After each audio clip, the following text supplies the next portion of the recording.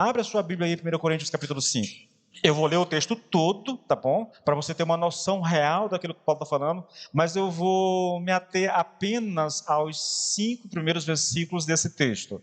O texto diz assim: ouve-se por aí que entre vocês existe imoralidade, e imoralidade tal como não existe nem mesmo entre os gentios. Isto é, que alguém se atreva a possuir a mulher do seu próprio pai.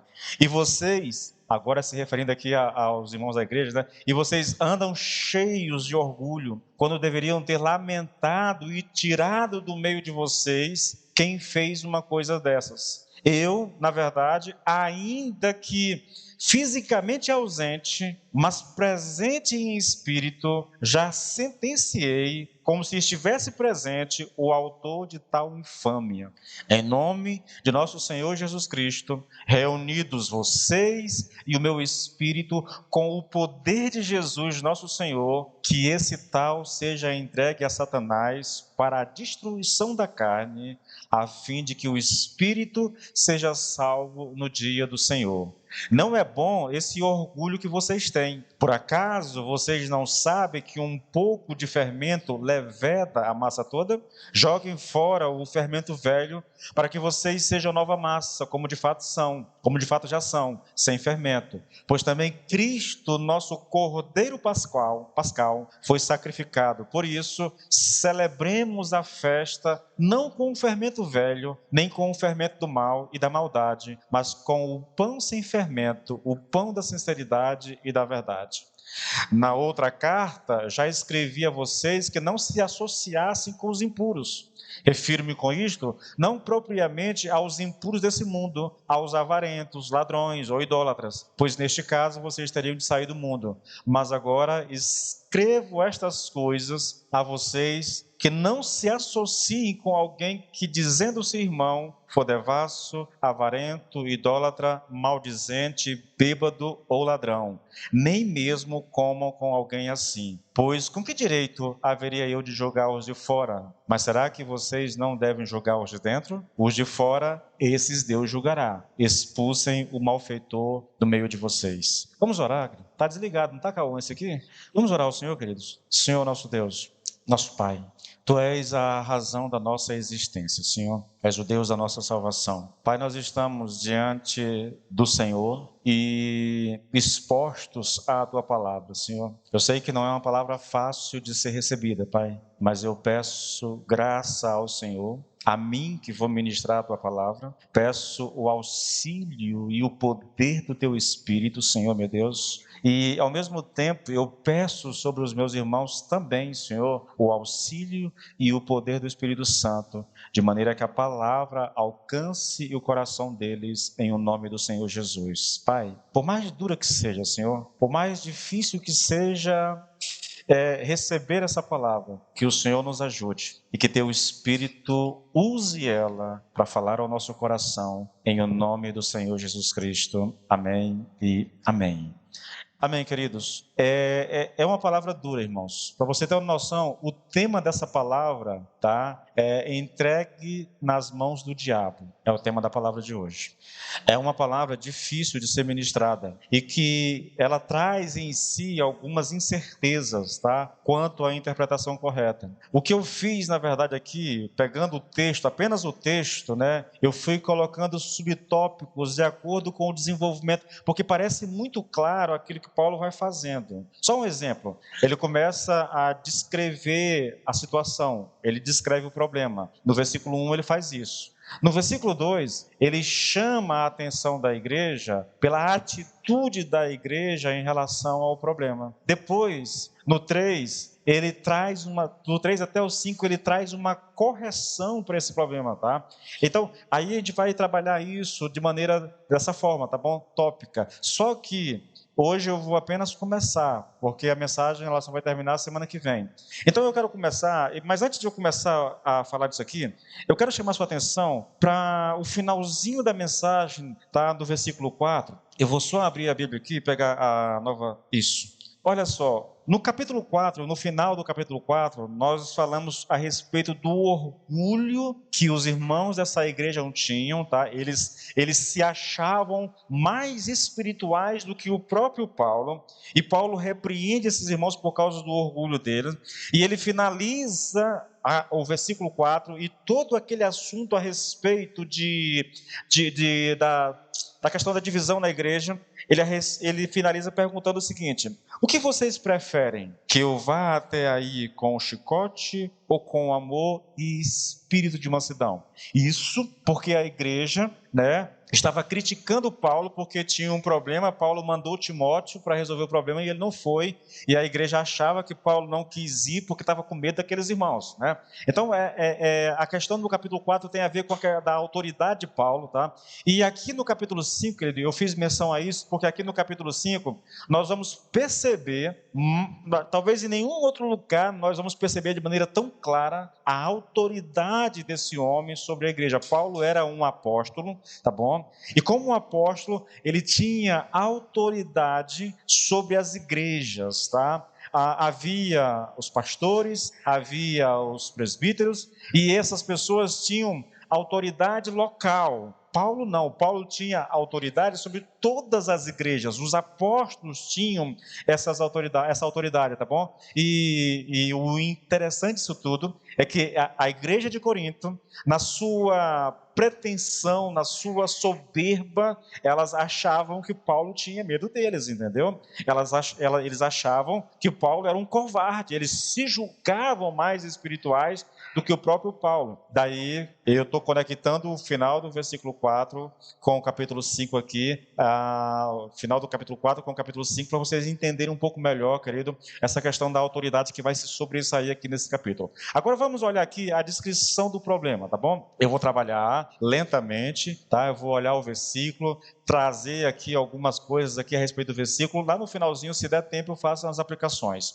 O texto diz assim: geralmente se ouve que há entre vós imoralidade, e imoralidade tal como nem mesmo entre os gentios, isto é, haver quem se atreva a possuir a mulher de seu próprio pai. O problema descrito aqui pelo apóstolo, querido, é a prática daquilo que a gente chama de incesto. Tá? É o problema. É lógico que Paulo vai lidar com ele, mas você vai perceber, à medida que a gente for discorrendo sobre o texto, que a preocupação de Paulo não é exatamente com o problema em si. O que move Paulo a escrever, e você vai perceber isso em todos os versículos basicamente, não é exatamente o problema. Ele vai lidar com o problema, ele vai usar essa situação para falar à igreja, mas a preocupação de Paulo é com a igreja, porque a igreja está reagindo muito mal ao que está acontecendo, tá bom? Então veja, aqui já começa aqui já as questões, tá? Nicodemos fala sobre isso. Na minha leitura, eu vou tentar mostrar isso para vocês aqui. Na minha leitura que eu faço aqui, querido, está havendo um caso interessante. Um membro da igreja está tendo relações sexuais com a esposa do pai. O problema é esse aqui, tá? Pelo que o texto mostra, a mulher não é mãe do rapaz, O pai casou com uma mulher que não é a mãe desse rapaz. E, por alguma razão, essa mulher, casada com o pai dele, está se relacionando sexualmente com o pai e com o filho, tá? Esse é o problema, querido, aqui. E, de certa forma, querido, esse assunto aqui, ele lança a mão a respeito da questão da disciplina na igreja, tá? Porque nós vamos ver a manifestação disso no relato aqui que nós temos diante de nós. É uma questão de disciplina. Paulo vai disciplinar esse rapaz, tá? E de forma muito drástica, na verdade. Você vai ver em poucos lugares na Bíblia, nós vamos encontrar algo tão duro quanto aqui em termos de disciplina, tá bom? Mas vamos aqui. A primeira questão aqui levantada nesse texto, querido, é que esse pecado cometido por esse rapaz, ele era praticado e todo mundo sabia do que estava acontecendo. Tanto aqueles que eram da igreja, como a própria sociedade em torno da igreja, entendeu? Olha o que Paulo diz, olha, por toda parte se ouve que há imoralidade entre vocês.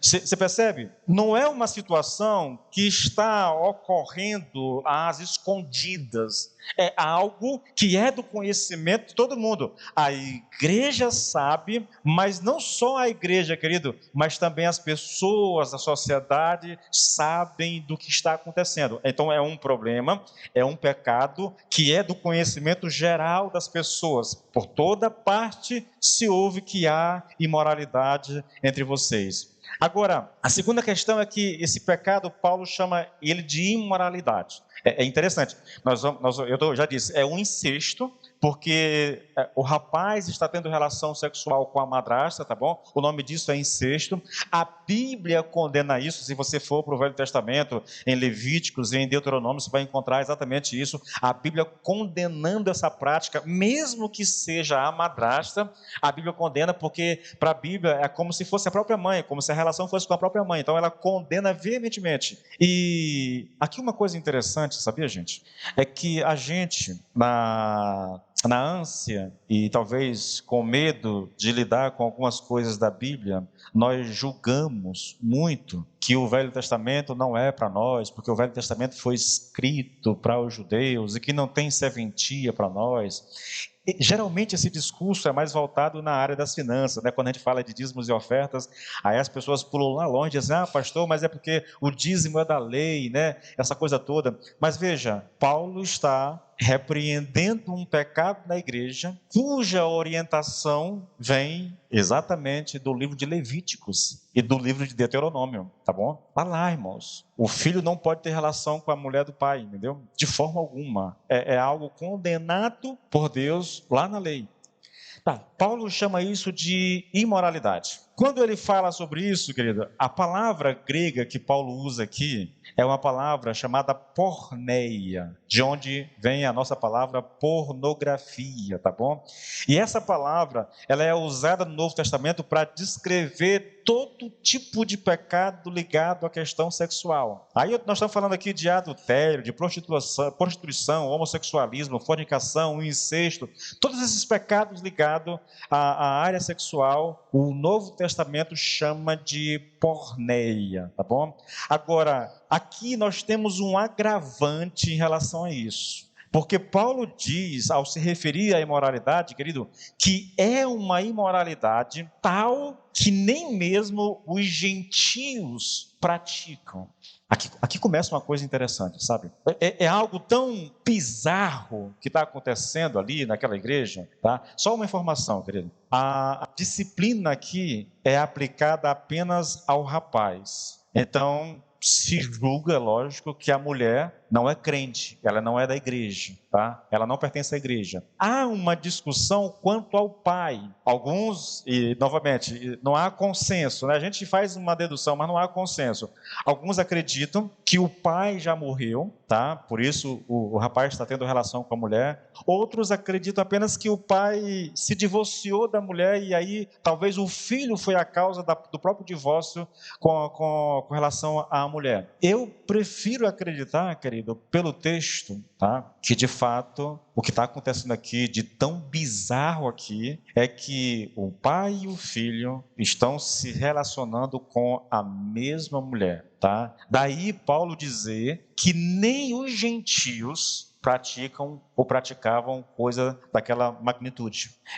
Paulo chama esse pecado, irmãos, de infâmia, tá? Ele vai chamar isso de infâmia. Ele vai dizer várias vezes no texto que a pessoa deve ser expulsa da igreja, excluída da igreja, na verdade, por causa da gravidade do pecado. E talvez a gente toque nisso depois, mas pensa no seguinte, irmãos. Quando a igreja, querido, ela aceita algo dessa natureza, e nem precisa ser algo assim tão grave, como é descrito aqui, mas quando a igreja ela tolera o pecado no seu meio, a igreja perde o poder, perde a autoridade. Eu creio que é por isso que Paulo aqui, ele é tão enfático e ao mesmo tempo, querido, a disciplina é tão rigorosa, na verdade.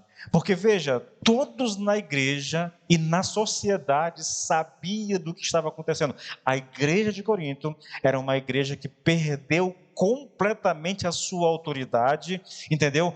Perdeu completamente o seu testemunho por causa daquilo que está acontecendo. E Paulo, quando soube disso, imediatamente ele se posiciona com relação a essa questão. Aqui, irmãos, novamente, eu sinceramente, querido, acredito, tá, que o caso aqui é exatamente isso. Há um membro da igreja que está se relacionando sexualmente com a esposa do pai. E essa relação a três está acontecendo ali, tá? Eu não creio que o pai morreu, eu não creio que o pai se divorciou, porque se o pai tivesse morrido, talvez não fosse tão chocante. Só uma instrução, só uma informação para vocês. A cidade de Corinto, querido, era uma das cidades mais pecaminosas de todo o Novo Testamento. Havia um verbo chamado corintianizar, aplicado à cidade por causa do pecado. Nessa cidade havia um templo de uma deusa chamada Afrodite, se não me falha a memória, eu estou aqui com a cabeça meio...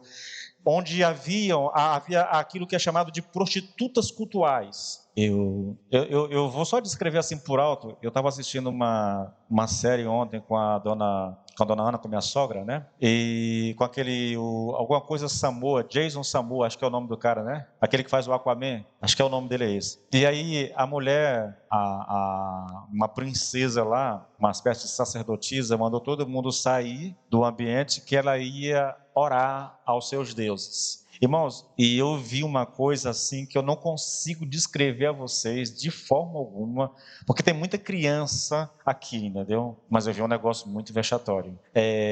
Eu sei que isso choca a gente, né? E ver aquilo assim, eu digo, dona Ana, que coisa mais bizarra é essa? Precisava isso? É uma forma de afronta mesmo ao nosso cristianismo, sabe? Mas tá, na cidade de Corinto, querido, havia esse templo e havia as prostitutas cultuais. Essas prostitutas, elas tinham seus quartinhos em torno do templo. No final do dia, eu não sei até que ponto isso é verídico com relação ao número, tá bom? Mas dizem que havia ali em torno de 1000 prostitutas prostitutas cultuais. É uma espécie de sacerdotisa da deusa, tá bom? E essas mulheres desciam no final do dia para a cidade de Corinto, à procura de homens para praticar o seu culto à deusa. E o culto era praticado à base do sexo. Então era uma prática muito comum. A cidade de Corinto era uma cidade extremamente imoral, indecente, querido. Então, quando Paulo diz que nem os gentios praticavam aquela coisa, a única questão que me vem à mente não é que ele está tendo uma relação com a esposa do pai que morreu. Não pode ser. Isso não pode ser tão escandalizante para uma sociedade pecaminosa como era a de Corinto. Talvez para um judeu fosse, mas para os gentios não. Tá? Então me vem à mente essa ideia, e aí eu acho que é a mesma ideia do Nicodemos e de tantos outros, na verdade, que a relação estava acontecendo simultaneamente entre pai, filho e a mulher, tá bom? Olha, queridos, você quer ver como é que algumas traduções tratam esse texto? Olha a Bíblia Viva, ela diz assim, olha, todos estão falando de algo terrível que aconteceu aí entre vocês, algo tão pecaminoso que nem mesmo os pagãos o fazem. Isso aqui é a Bíblia Viva, né, baseada na Bíblia americana, na Viva Americana, que traduz dessa forma. Então, Paulo está falando aqui de algo extremamente afrontoso. Por isso que ele vai dizer no versículo 5 que ele decidiu, tá? E aí ele dá uma ordem para a igreja para que a igreja se reúna e eles entregam o cara que fez isso nas mãos do diabo, para a destruição da carne. É essa a disciplina aplicada na vida desse rapaz por causa desse pecado. Mas aí, a gente faz uma pergunta interessante aqui, querido. Como é que a igreja lida com o pecado na vida dos seus membros? Como é que a igreja deve praticar a disciplina na vida, irmãos, de pessoas, de irmãos que estão em pecado? O caso que nós temos diante de nós é muito claro. Essa pessoa foi expulsa da comunhão da igreja, tá? Ela foi proibida de congregar, na verdade. E o fato de ter sido isso, querido, é por causa da gravidade do pecado, tá? Não só é um pecado, é uma infâmia, é uma espécie de blasfêmia, na verdade, tá bom? Mas isso é do conhecimento de todo mundo, tá? Por isso a atitude, por isso a disciplina tão rígida, na verdade. Agora, quando a gente pensa sobre isso, e a gente pensa na igreja local, na nossa realidade hoje, como é que a gente lida com essa questão, irmãos? As igrejas batistas, geralmente nacional ou a própria convenção brasileira, elas têm uma postura interessante com relação à questão do pecado, tá? Quando o pecado ele é público, irmãos, então a disciplina deve ser pública também. Mas se o pecado aconteceu e a igreja como um todo não sabe, então esse pecado é tratado de maneira privativa, tá bom? Para não expor as pessoas a essa questão da disciplina. Se é uma coisa que todo mundo já sabe, não tem por que esconder, né? Mas se é uma coisa que aconteceu ali entre dois irmãos ou algo muito privado ali, então geralmente o pastor lida com isso no privado para não expor a pessoa, tá bom? Eu tenho ojeriza com a ideia, eu já conheci pessoas que fez algo assim e no culto o pastor expõe o irmão na frente de todo mundo, irmãos.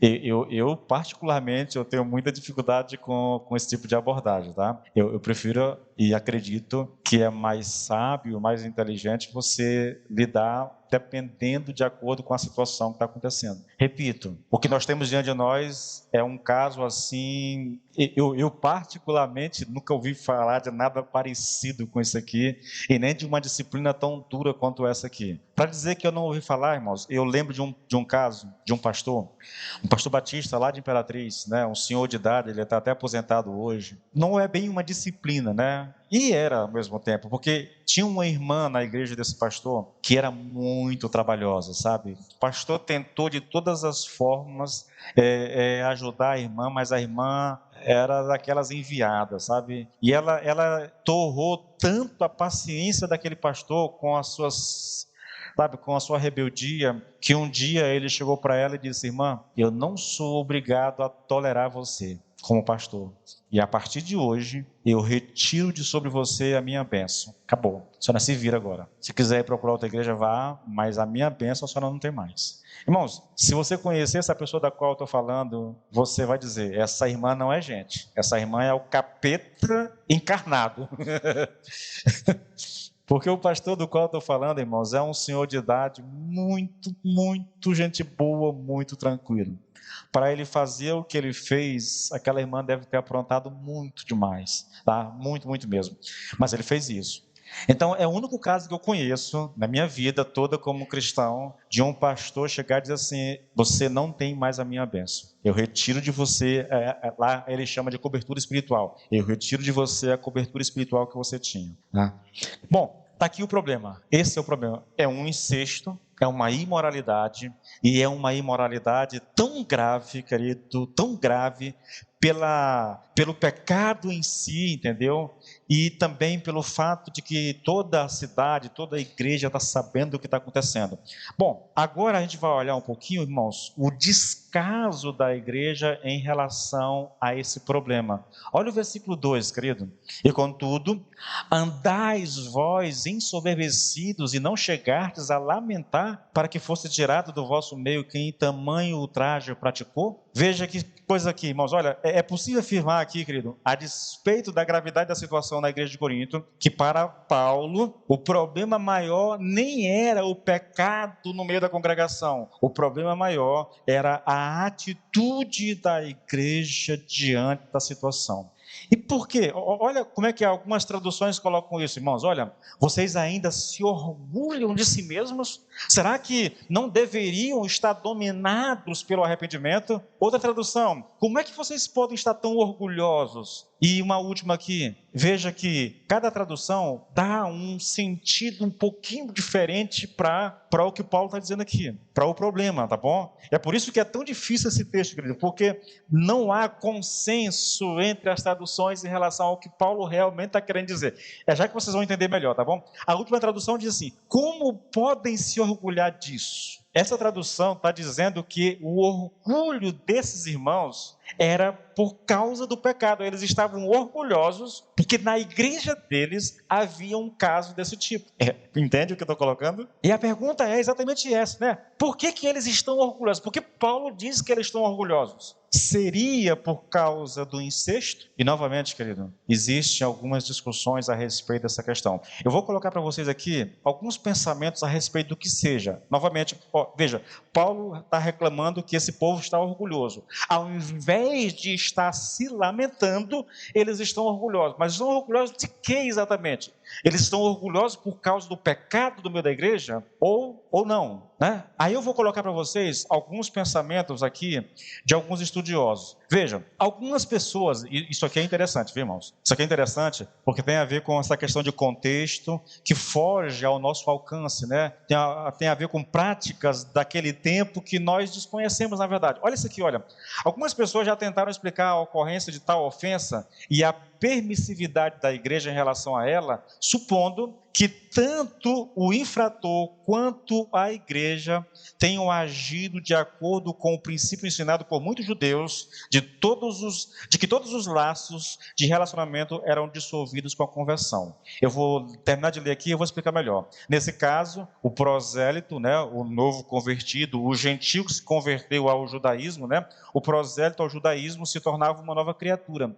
Ele recebia um novo nome, seu pai não era mais seu pai, sua mãe não era mais sua mãe. Aí, por causa disso, os rabinos ensinavam, né, que um prosélito poderia se casar legalmente com qualquer um de seus parentes mais próximos. A ideia é, você se converteu ao judaísmo, então toda a sua relação parental deixa de existir. Porque não há mais uma relação parental, então você pode se relacionar sexualmente até com a sua própria mãe, porque ela não é mais sua mãe. Isso era uma prática, tá? E isso é verdade. Os judeus, alguns judeus ensinavam isso, tá? Naquela época. Detalhes aqui que eu não vou entrar com vocês aqui, mas essa é uma prática ensinada pelos judeus, tá bom? É a primeira explicação. É por isso que eles estão orgulhosos, porque não tinha nada a ver, na verdade. A segunda questão: outros acreditavam que a igreja considerava o incesto como uma expressão de sua liberdade cristã. Nós somos livres em Cristo e nós podemos todas as coisas, podemos fazer, tudo é lícito para nós. A gente pode fazer o que quiser, porque nós estamos em Cristo, debaixo da graça, então tudo é permitido para nós. É essa a ideia aqui, querido. Nicodemos, ele cita uma coisa interessante em relação a essa questão. Ele atribui isso, querido, ao fato de que eles pensavam assim: o Deus está conosco. E como é que eles acreditavam que Deus estava com eles? É simples. Quando você vai aos cultos, há muita manifestação do Espírito Santo. É só você pegar lá, capítulo 12, 13, 14, e você vai ver a igreja de Corinto. Essa é uma das coisas que talvez no estudo eu consiga encontrar uma resposta satisfatória, mas é uma das coisas que mais buga a minha mente. Como que pode a igreja mais pecaminosa do Novo Testamento ser aquela onde há a maior manifestação do Espírito? Eu não consigo entender.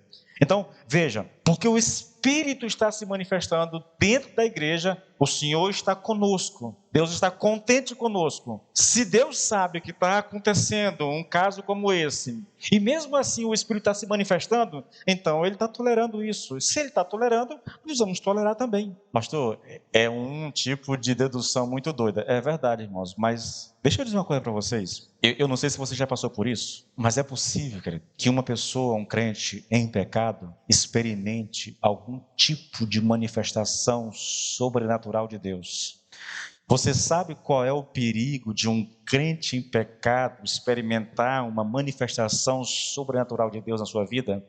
É ele achar que que pelo fato de Deus se manifestar sobrenaturalmente na sua vida, está tudo bem com o seu pecado. Eu ouso dizer a vocês, querido, eu ouso dizer a vocês, que quando Deus faz isso na vida de uma pessoa, o milagre, o sobrenatural, não é uma manifestação do amor de Deus na vida daquela pessoa, mas uma manifestação de juízo na vida dela. Imagine você está em pecado, sabe que está em pecado, e mesmo assim Deus te usa de uma forma sobrenatural. O que a pessoa leva? Eu ouvi um pastor famoso, que eu não vou citar o nome aqui, falar sobre isso. Ele vivendo em pecado e Deus usando ele de maneira sobrenatural.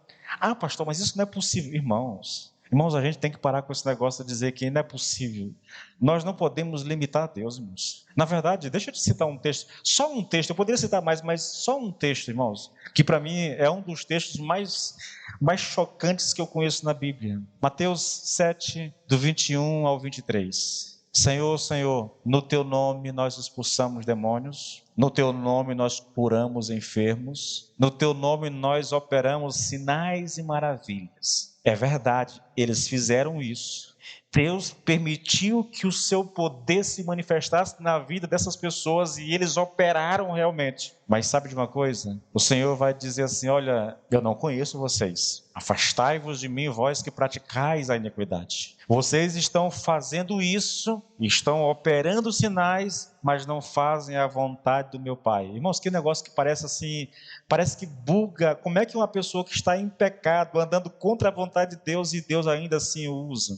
Você quer ver uma coisa curiosa? Eu estava no seminário e eu conheci um rapaz, e ele me contou uma história assim, que é daquelas assim que a gente ouve mesmo e acredita, porque sabe que o cara que está contando ali é uma pessoa séria, não é uma pessoa não é um moleque, na verdade. Ele me dizia assim: Edilson, na minha igreja tinha uma moça e ela era líder do louvor na igreja, era do louvor. E quando ela ia cantar, Edilson, na igreja, o negócio era assim, o céu taxava ali. Mas quando ela terminava o culto, ela ia para casa dormir com a namorada. Era lésbica, né? E tinha relações com a namorada. E era do louvor. E quando ela ia cantar, Deus a usava. Ah, pastor, eu não acredito nisso. Bom, você faz à vontade. Você faz crê no que você quiser, entendeu? Nós precisamos, querido, ter cuidado com isso. Olha essa igreja, todos os dons se manifestam nela. Paulo disse isso lá no capítulo 1. Todos os dons, irmãos, profecia, milagre, línguas estranhas, tudo que você possa imaginar, está lá, cura, sabe, tudo está lá. Todos os dons, há um fluir poderoso. Mas olha a igreja, capítulo 1 ao 4, um problema gravíssimo a respeito de divisão dentro da igreja. Os irmãos estão se degladiando, lutando uns contra os outros. Capítulo 5, nós temos aqui um problema de imoralidade tão grave que Paulo diz que nem entre os gentios havia algo parecido. Capítulo 6, nós temos a igreja brigando entre si, irmãos levando irmãos diante de juízes. Capítulo 7, querido, nós temos a questão lá do casamento, mais ou menos, Paulo está dando instrução a respeito do casamento, mas é porque havia problema também. Quando você chega a capítulo 8, 9, você vai encontrar problema da igreja, problema com relação aos dons, problema com relação à ceia, problema com relação a comer coisas sacrificadas. Irmãos, a igreja. Capítulo 15 é um problema lá com relação a ressurreição. Todos os capítulos de 1 Coríntios é Paulo tratando de problemas sérios dentro da igreja. No entanto, Paulo diz que todos os dons se manifestavam nessa igreja. Como, irmãos? Como? Como é que se explica isso, pastor? Eu não sei, irmãos. Eu não tenho noção. Talvez, estudando, lendo muitos materiais, eu encontre uma resposta satisfatória. Mas até hoje, querido, eu não encontrei. A única minha resposta que vem é: Deus é soberano. Deus é soberano. Deus não está limitado ao que eu acho que é certo, que é errado, irmãos. Isso está fora da minha alçada, tá bom? Outra questão rapidinho aqui, é que haviam aqueles na igreja, querido, e alguns que explicavam que a tolerância ao pecado na igreja se dava como uma espécie de manifestação de amor cristão. Agora tem um outro problema aqui, e aí eu vou relacionar ele com a relação o final do capítulo 4, tá bom? Isso aqui é o Gordon Fee que colocou. Ele disse o seguinte: existe também a possibilidade de essa ser uma simples referência ao que tinha sido dito anteriormente. Ele está se referindo aqui ao final do capítulo 4, aqui, falando do orgulho dos líderes, dos crentes de Corinto, tá bom? Então, existe também a possibilidade de essa ser uma simples referência ao que tinha sido dito anteriormente, expressando uma espécie de desprezo por estarem envaidecidos, por causa do orgulho deles, ao mesmo tempo que existe um pecado tão grave no meio deles. É como se Paulo dissesse o seguinte: olha, e apesar de esse incesto no meio de vocês, vocês continuam me olhando com superioridade de maneira que vem fazendo? Que direito vocês têm de estar orgulhosos de esse tipo de coisa estar acontecendo sem que ninguém faça nada? É como se Paulo estivesse condenando a igreja. Vocês estão aí se sentindo tão orgulhosos, mas olha a gravidade do pecado que está entre vocês e vocês não fazem nada. Como é que vocês podem se sentir orgulhosos se há algo tão escabroso assim no meio de vocês? É mais ou menos essa a ideia. Parece ser isso aqui a ideia mais conveniente, tá bom? Nicodemos acredita que a questão aqui, eles realmente se orgulhavam, né? Pelo fato de Deus estar agindo na igreja, está se manifestando na igreja, então Deus de certa forma, Deus está tolerando isso aí. Se Deus está tolerando, quem somos nós para não tolerar, né? Eu não vou por esse caminho, não. Queridos, a resposta para essa questão não sei. Eu acho mais coerente pensar da forma como o Gordon Fee pensa, tá bom? Mas eu não sei, querido. A gente pode se perguntar, né? Estariam eles tão orgulhosos e sentindo-se tão superiores espiritualmente a ponto de não se importarem com o pecado? Ou estariam considerando o incesto como uma expressão de sua liberdade cristã? Ou quem sabe eles vissem isso realmente como uma espécie de tolerância ou uma expressão de amor? A questão é, seja qual for a resposta, querido, o fato é que eles não percebiam a verdadeira condição do irmão em pecado e a condição deles mesmos. Eles estavam cegos. O orgulho espiritual cegou aquela igreja. E por que a gente diz isso, irmãos? É só você olhar o final do versículo 2, irmãos. Não deviam, porém, estar cheios de tristeza e expulsar da comunhão aquele que fez isso. Eles não conseguiam perceber. Lamentar aqui, irmãos, quando Paulo fala que vocês deveriam se lamentar, é um sentimento profundo de pesar, faz referência a uma angústia profunda da alma, sabe? Quando o homem está passando por um processo de arrependimento. É como se a igreja ela deveria estar sentindo dor, chorando pela situação dela, mas muito pelo contrário, eles estavam orgulhosos pela situação que estavam vivendo. Sabe, querido, aqui a gente aprende algumas coisas interessantes, irmãos. Eu concordo quando o John MacArthur diz que a igreja que não se entristece pelo pecado, especialmente pelo pecado dentro da sua própria comunhão, ela está à beira de um desastre espiritual. Irmãos, eu sei que isso não está muito na moda hoje. Eu sei que as igrejas hoje, elas estão se modernizando de tal maneira que o pecado vem sendo excluído do seu vocabulário, entendeu? Não há mais muita pregação a respeito disso, querido, mas a verdade é que o pecado na igreja, ele exerce um poder terrível. Paulo vai dizer, um pouco de fermento leveda toda a massa. As mulheres conhecem o que do Paulo, sabem do que Paulo está falando, né? Você vai preparar a massa para fazer o bolo ou o pão, você coloca um pouquinho de fermento e ele incha, entendeu? Ele incha. Nós não podemos, irmãos, se nós queremos realmente agradar a Deus, nós não podemos tolerar o pecado no nosso meio. A gente precisa lidar com isso, querido.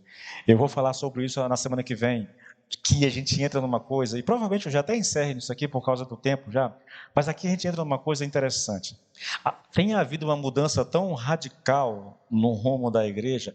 Irmãos, eu não gosto de generalizar, mas aí eu preciso generalizar, tá bom? Quando eu generalizo, eu não estou dizendo que todo mundo faz, eu estou dizendo que boa parte, talvez a maioria faça isso, né? Mas tem havido, em relação a essa questão, querido, do pecado, de como tratar o pecado na igreja, tem havido uma coisa assim que me surpreende bastante e me deixa um pouco chateado. É esse discursozinho, eu vou falar sobre isso semana que vem mais, né?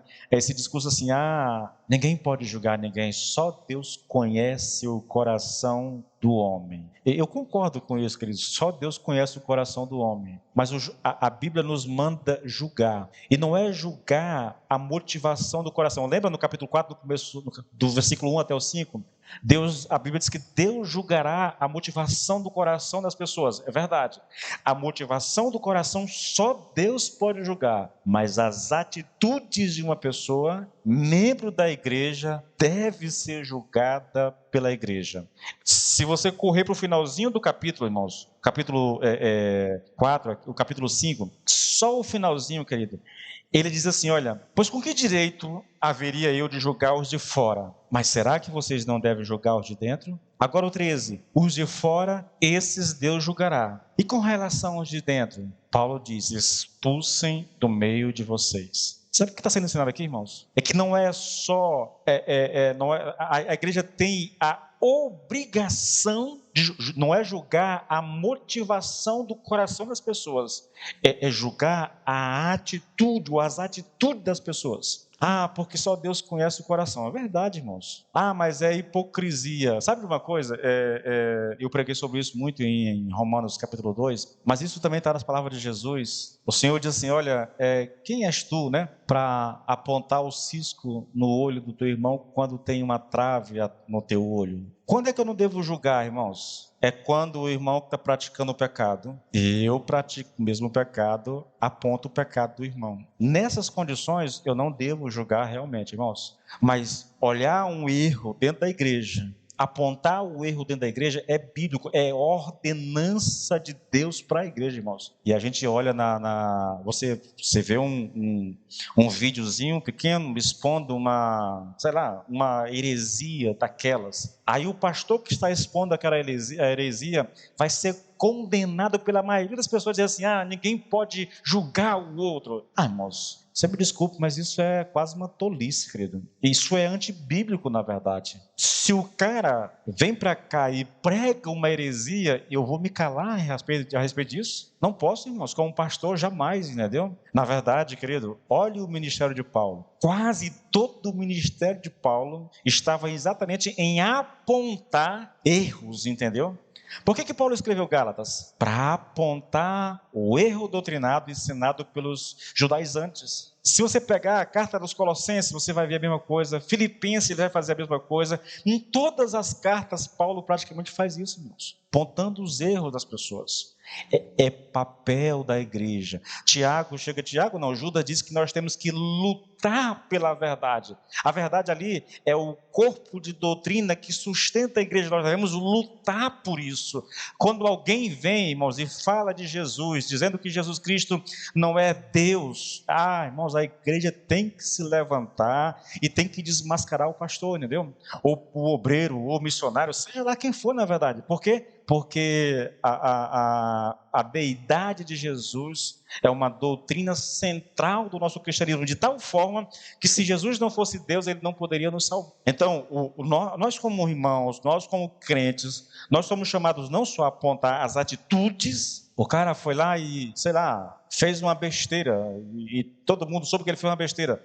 Não pode julgar. Que negócio é esse, irmãos? Por que não pode julgar? De onde é que nós tiramos isso, na verdade? Paulo está dizendo, vocês devem julgar os de dentro. É responsabilidade da igreja julgar os irmãos. E existem casos assim, num nível tão elevado como esse que nós estamos estudando aqui, que é necessário até mesmo a expulsão de alguém que está na prática de um pecado tão grosseiro. É isso que é ensinado aqui. Irmãos, só para encerrar, deixa eu dizer, o John MacArthur, citando um cara chamado Alexander Pope, ele disse o seguinte, olha, e eu encerro com isso aqui: o vício é um monstro de aparência tão assustadora que para ser odiado basta ser visto. Observa o que ele está dizendo. Vou repetir.